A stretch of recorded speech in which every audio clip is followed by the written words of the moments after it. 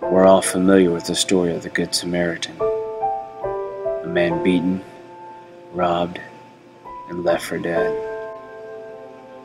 If you were faced with that situation, would you stop? Would you help? Or would you just walk on by? Sometimes we think their problem is not our problem, or someone else will help them, or we just rationalize some excuse not to help.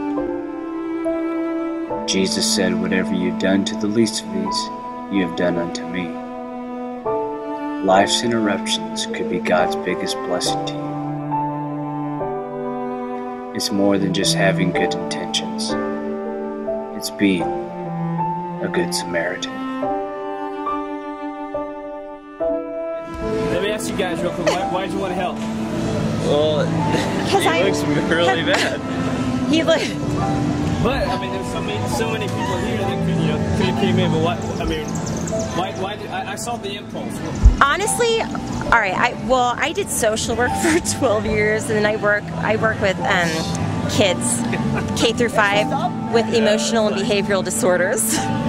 So I'm just, by nature, like, I don't know, want to help people. Wow. You guys are a Good Samaritans. He's fine. Oh, what is that? Like, yo, he's not bleeding, yo. We're basically doing a case study called the Good Samaritan Project, just seeing if there's Good Samaritans still out there. You had me going. Man, my heart dropped into my stomach. I was like, hey, you guys are part of the Good Samaritan Project. Are you serious? Yes. Are you okay, man? Yeah, I'm good. All right, good. I was like, God, Thanks, man. I did not think you looked good. Now, we're basically doing a case study, seeing who's going to actually, we've had a lot of people just kind of walk by tonight. We've also had people stop. What was your reason for stopping? Well, I saw a man in trouble and he looked like he's hurting, and I know a little bit about health, so I figured maybe I could help out. should I call somebody? No, you guys are fine. We're doing a thing called the Good Samaritan Project. Oh my God! I was gonna call 911. Thanks, buddy. But that's a great thing. You're That's why we're doing this. Oh my gosh, I'm sorry, let's knock your camera out of your No, hand. you're fine. And I'm so glad you're alive. Thank you. It's No, I'm serious. Why did everybody just pass by you? That's why we're doing this case study. That's the thing. Oh my gosh. Sweet, you hug. Thanks for not being dead. What was y'all's reason for stopping? He looked hurt. He looked real sad. How do you feel about the ones that just kind of, leave them for dead? Heartless. Absolutely heartless. My heart is pounding. Like, I literally thought, who just did this? I was like, they're gonna get arrested. Where are they at? Call you an ambulance? Honey, somebody hurt you real bad. You're bleeding on your face.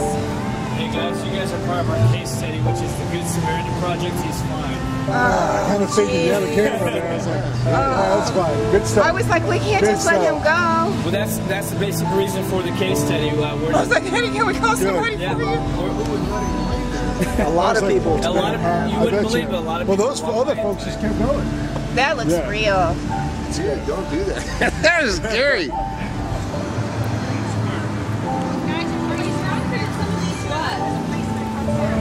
Hey, you guys are fine? You guys are fine? This is a case study on the Good Samaritan Project. We're just seeing who stops by to help. Okay, I was like, this guy's hurt. Man, guys. You guys are Good Samaritans. That's a great thing. And like I said, we've had a lot of people just walk by, but we're just seeing if people still actually care. We do care. The greatest commandment is to love the Lord your God with all your heart, soul, mind, and strength, and to love your neighbor as yourself. Loving God is an upward focus. Loving others is an outward focus. That doesn't leave much room for you.